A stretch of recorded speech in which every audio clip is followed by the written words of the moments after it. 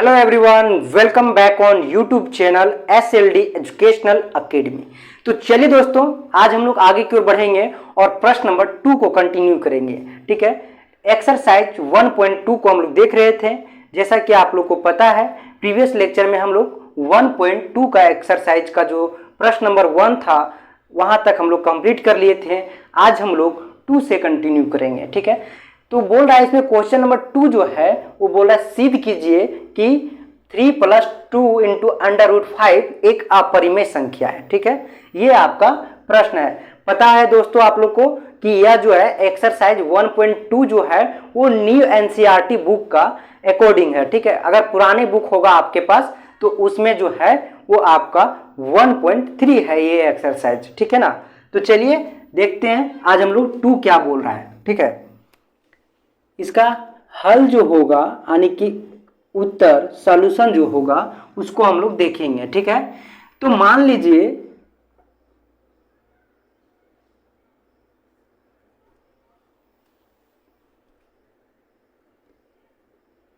माना कि 3 + 2 × √5 एक परिमेय संख्या है।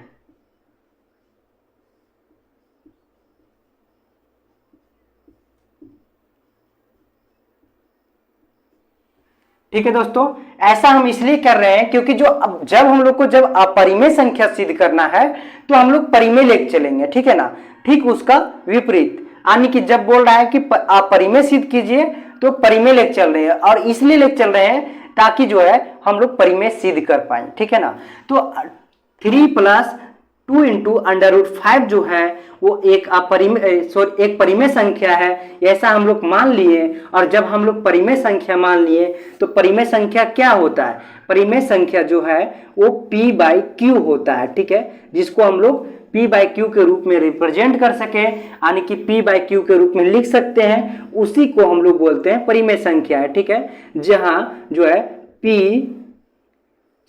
इज इक्वल जो है वो डज नॉट जो है Q इक्वल डज नॉट 0 होना चाहिए। ठीक है, P/Q के रूप में तो लिख सकते हैं, साथ ही साथ जो है वो Q जो है वो डज नॉट इक्वल 0 होना चाहिए, उसे हम लोग बोलते हैं परिमेय संख्या। ठीक है, अब यहाँ पे हम लोग कुछ लिखेंगे। ठीक है, तो एक ये जो है वो परिमेय संख्या मान लिए। ठीक है, कि माने कि 3 + 2 × √5 जो है वो एक परिमेय संख्या है, और परिमेय संख्या जब होगा तो ये कंडीशन को फॉलो करेगा यानी कि 3 + 2 × √5 इक्वल जो होगा P/Q होगा। ठीक है, जहां जो है P और Q पूर्णांक है। ठीक है, P और Q जो है वो पूर्णांक है। ठीक है, P और Q जो है वो पूर्णांक है तथा Q एक जो है तथा P और Q का P तथा Q का जो है 1 के अतिरिक्त, ठीक है, 1 के अतिरिक्त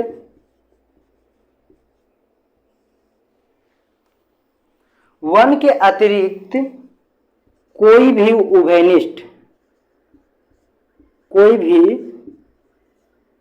उभयनिष्ठ नहीं है। ठीक है, हम लोग सबसे पहले क्या किए, इसको परिमेय मान लिए। ठीक है, क्योंकि हम लोग को अपरिमेय सिद्ध करना है, और जब परिमेय है तो ये कंडीशन जो है वो फॉलो करेगा। ठीक है, तो जब ये कंडीशन फॉलो करेगा तो जब ये कंडीशन फॉलो करेगा यानी कि ये परिमेय संख्या है और परिमेय संख्या का कंडीशन ये है तो इसके इक्वल होगा। ठीक है, तब यहाँ पे हम लोग क्या लिखेंगे, P/Q जो है वो एक कोई पूर्णांक है तथा जो है वो P और Q का जो है वो 1 के अतिरिक्त कोई भी उभयनिष्ठ नहीं है। ठीक है, आगे हम लोग बढ़ेंगे, उसके बाद आगे बढ़ने के बाद जो है इसको हम लोग सिंप्लीफाई करेंगे। ठीक है, इसको हम लोग जो डाटा हम लोग माने हैं इस डाटा को हम लोग सिंप्लीफाई करेंगे। ठीक, तब जब इसको हम लोग सिंप्लीफाई करेंगे तो हम लोग के पास क्या आता है, देखिए यहाँ पे जो है वो आएगा 3 plus 2 into under root 5 equal p by q.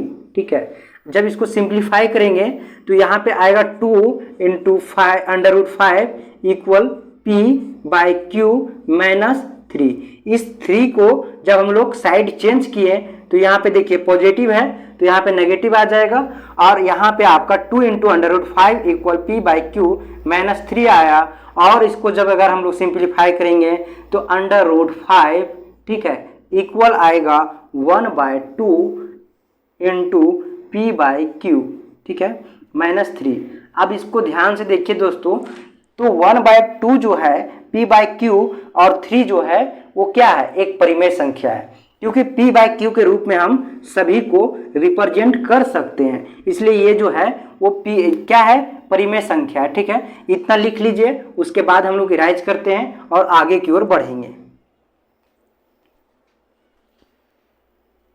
ठीक है, देखिए यहाँ पे हम लोग साइड में भी लिख सकते हैं, है ना, अगर आप लोग को दिख रहा होगा तो साइड में हम लोग देखेंगे कि अंडर रूट 5 इक्वल जो है 1/2 into P by q minus 3 आया। ठीक है, अब हम लोग देख रहे हैं कि ये जो है वो क्या है, यहां पे हम लोग लिख सकते हैं कि यहां पे हम लोग लिख सकते हैं 1/2 into P by q minus 3 एक परिमेय संख्या है, एक परिमेय संख्या है। ठीक है, इसलिए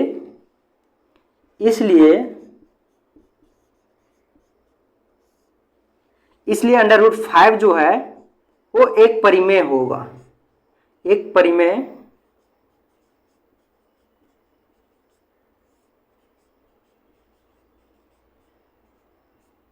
संख्या होगा। एक बार देख लेते हैं दोस्तों कि आप लोग को क्लियर दिख रहा है कि नहीं दिख रहा है। ठीक है ना, चलिए दिख रहा है। ठीक है, तो इसलिए जो है अंडर रूट 5 एक परिमेय संख्या है। और हम लोग को क्या मालूम है, देखिए हम लोग को पता है, यहां पे लिख सकते हैं कि हम लोग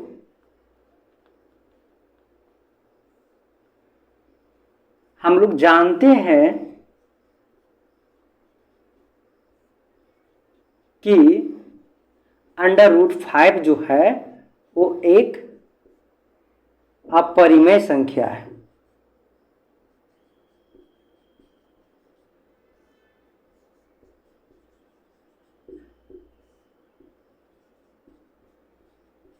ठीक है, यहां पे जो हो रहा है अंडर रूट 5 एक परिमेय संख्या, वो ये संख्या के कारण जो है वो हम लोग यहाँ पे जो है एक परिमेय संख्या ये हो रहा है। ठीक है, लेकिन वास्तव में अगर बोलें तो अंडर रूट 5 जो है वो एक अपरिमेय संख्या है। ठीक है, जो कि हम लोग को बहुत अच्छे से पता है। ठीक है, इतना आप लोग लिखिए, उसके बाद हम लोग राइज करते हैं, फिर आगे हम लोग कंटिन्यू करेंगे। ठीक है, स्क्रीनशॉट आप लोग चाहे तो ले सकते हैं। देखिए आगे जब हम लोग बढ़ेंगे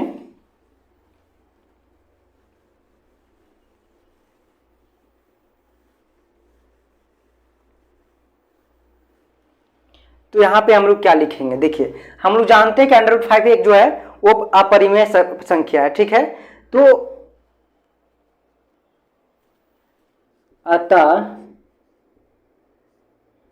यह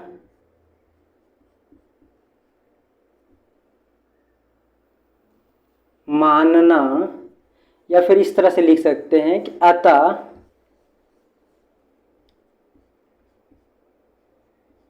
हमारा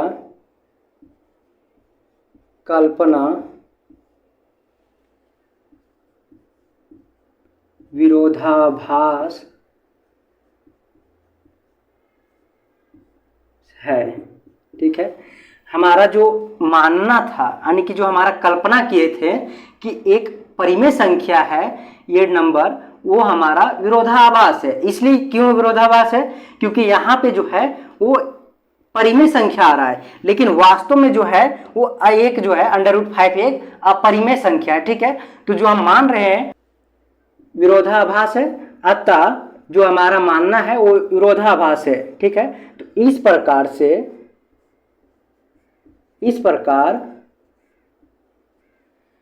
3+2 × एक अपरिमेय संख्या है।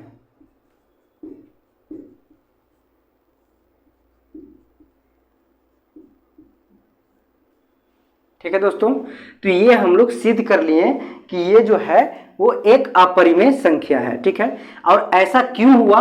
क्योंकि जो हम लोग कल्पना किए थे कि एक परिमेय संख्या है वो नहीं सिद्ध कर पाए, ठीक है ना। तो जब अगर परिमेय संख्या नहीं है, ये जो है परिमेय संख्या नहीं है, अपरिमेय संख्या है, तो जाहिर सी बात है कि ये जो है वो अपरिमेय संख्या होगा। तो इस प्रकार से मेरा ये जो प्रश्न था वो सिद्ध हुआ। आगे बढ़ेंगे और प्रश्न नंबर 3 में बढ़ेंगे, ठीक है। प्रश्न नंबर 3 में जो है वो 3 प्रश्न टोटल है आपका, उसमें से हम एक देखते हैं और बाकी जो है वो आप लोग खुद बनाइएगा, हम समझा देंगे उसको, ठीक है। सारा प्रोसेस सेम है, सिर्फ जो है वो डाटा चेंज होगा।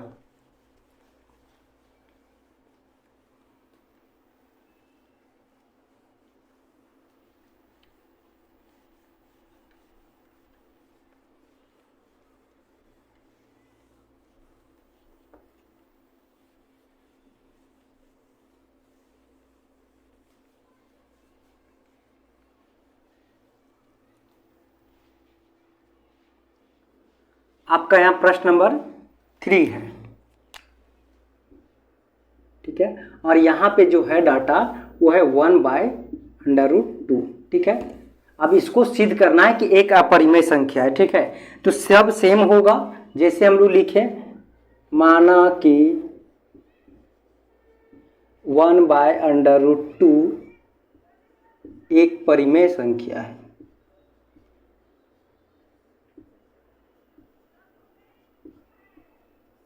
ठीक है।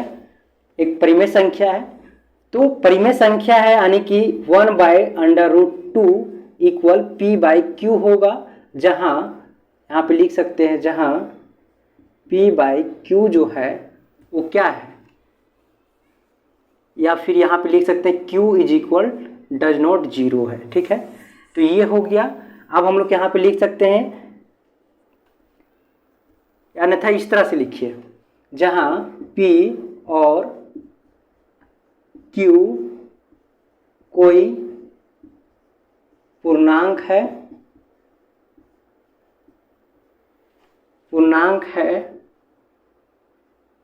तथा p तथा q डज नॉट 0 है।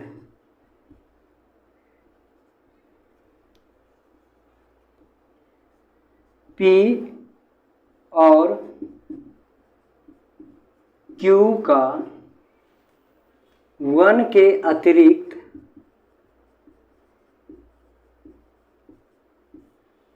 अतिरिक्त कोई भी उभयनिष्ठ नहीं है, ठीक है दोस्तों। ऐसा हम लोग मान लिए, है ना।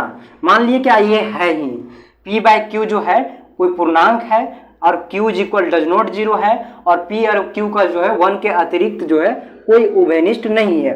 अब हम लोग क्या करेंगे, इसको जो है वो सिंप्लीफाई करेंगे, ठीक है। तो सिंप्लीफाई करेंगे तो ये क्या हो जाएगा, q 2 √2 p, ठीक है। क्रॉस मल्टीप्लाई किए, उसके बाद दोनों तरफ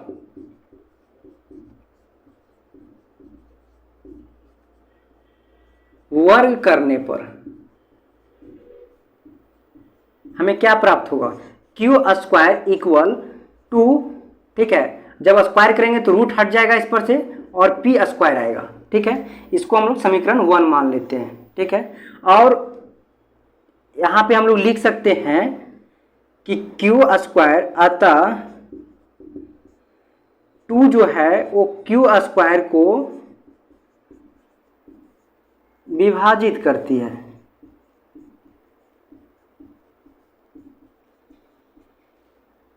इसलिए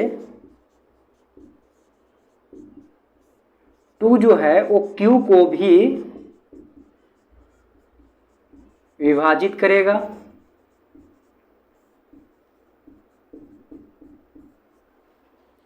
ठीक है, ये कहाँ से हम बोल रहे हैं, तो ये आप लोग यहाँ पे लिख सकते हैं प्रमेय 1.2 जो हम लोग थ्योरम पढ़े थे। ठीक है ना, उस थ्योरम से हम ऐसा बोल पा रहे हैं कि Q2 जो है Q को भी विभाजित करेगा। ठीक है, इसको यहाँ पे आप लोग लिख लेंगे। ठीक है ना, आगे बढ़ेंगे दोस्तों, और अब हम लोग इसको जो है समीकरण 1 और 2 मान लेंगे। ठीक है, ये 1 था, ये 2 मान लेंगे, और यहाँ पे लिखेंगे हम लोग कि समीकरण 1 और 2 से, ठीक है, 1 और 2 से हमें क्या प्राप्त हुआ, देखिए इसका जो उभयनिष्ठ है, ठीक है, यहां पे देख रहे हैं कि P और Q का उभयनिष्ठ गुणनखंड 2 है, अतः हमारा कल्पना जो है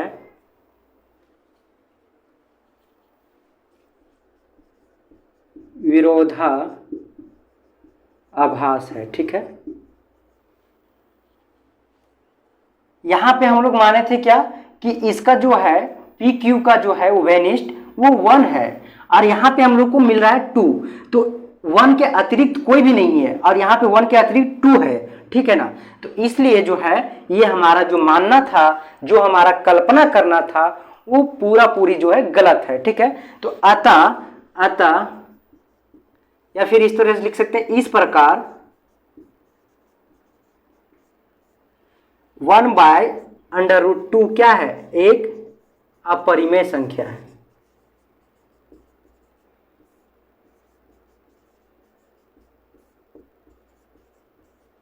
ठीक है दोस्तों, दिख रहा होगा हमें उम्मीद है। चलिए हम फिर एक बार देख लेते हैं। ठीक है दोस्तों, तो इस प्रकार से जो है वो प्रश्न नंबर 3 का जो है वो हम लोग 1 देखें। ठीक है, आगे भी जो भी प्रश्न है वो भी सेम है। ठीक है ना, आगे का जो भी प्रश्न है वो भी सेम है, सिर्फ इसी का प्रोसेस है, जहां डाटा है वो चेंज हो जाएगा। ठीक है ना, डाटा जो है वो चेंज हो जाएगा, तो आप लोग सारे का इसी तरह से बना लीजिएगा। ठीक है, और इस प्रकार से जो है आपका यह एक्सरसाइज यहाँ पे एंड होता है ना। चलिए हम देख लेते हैं, सभी प्रश्न को एक एक बार डिस्कस कर लेते हैं।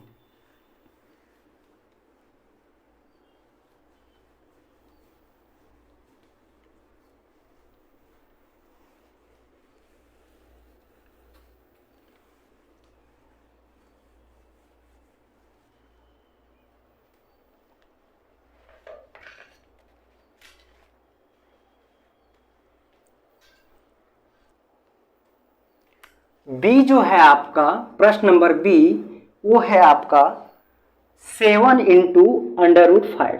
ठीक है, तो इसी प्रकार होगा दोस्तों, सारे जो लिखा गया था स्टेटमेंट, वो सारा स्टेटमेंट सिर्फ इसी तरह होगा। ठीक है, जहां डाटा 1/√2 था वहां पे ये आएगा। ठीक है, इसके इक्वल जो है हम लोग 7 × √5 इक्वल P/Q है, और जब यहाँ पे √5 इक्वल करेंगे सिंप्लीफाई करके, तो P/ जो है 7 × Q आ जाएगा। ठीक है, तो ये भी P/Q के रूप में है, और यहाँ पे हम लोग जो है इसको उसी स्टेटमेंट के साथ जो है वो प्रूव करेंगे। ठीक है, दूसरा जो है आपका वो है 6 + √2। ठीक है, जैसे हम लोग प्रश्न नंबर 2 को बनाए थे ठीक उसी प्रकार बनेगा, 6 + √2 इक्वल जो आएगा P/Q आएगा। ठीक है, तो यहाँ पे √2 इक्वल P/Q - 6 आएगा। ठीक है, तो इस प्रकार से जो है इसको सिंप्लीफाई करेंगे, और सारे स्टेटमेंट जो है वो सेम वैसे ही होगा। तो इस प्रकार से दोस्तों आप लोग जो है वो एक्सरसाइज 1.2 को कंप्लीट कर लीजिएगा। हमें उम्मीद है कि सारे प्रश्न जो है आपसे बन जाएगा। अगर नहीं बनता है तो कमेंट सेक्शन में फिर कमेंट कीजिएगा, फिर हम आपको सॉल्यूशन जरूर देंगे। तो चलिए आज का लेक्चर हम यहीं पे एंड करते हैं, फिर हम लोग मिलेंगे एक नए लेक्चर में और एक नए एक्सरसाइज के साथ। तब तक के लिए आप लोग को बहुत बहुत धन्यवाद। चैनल पर इसी तरह बने रहें दोस्तों, आगे भी आपको इसी तरह का कंटेंट मिलता रहेगा।